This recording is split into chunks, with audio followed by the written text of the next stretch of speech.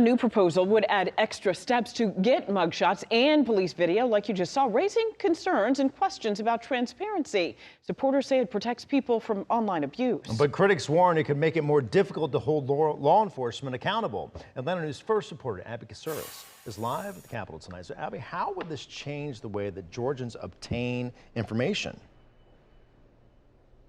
Well, right now you can request those mugshots and videos online, but with this bill, if it does pass, well, that would all change.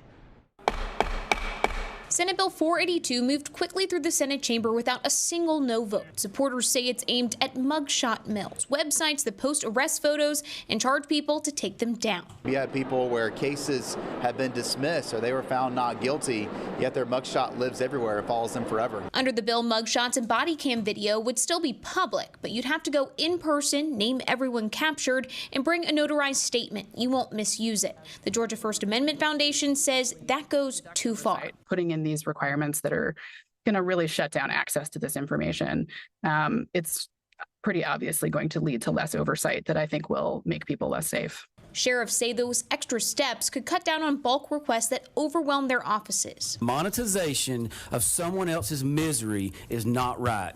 It is 100% not right, and we've got to do something about this. They say the current system lets companies collect hundreds of records at once using taxpayer resources to produce them. Families are scared, so what do? They do something they normally wouldn't. They pay a scammer $1,000. Transparency advocates say instead of directly regulating these mugshot mills, this bill makes it harder for journalists and regular Georgians to get records and police video. You're not just going after one misuse, you're going after everybody who might want to get this information.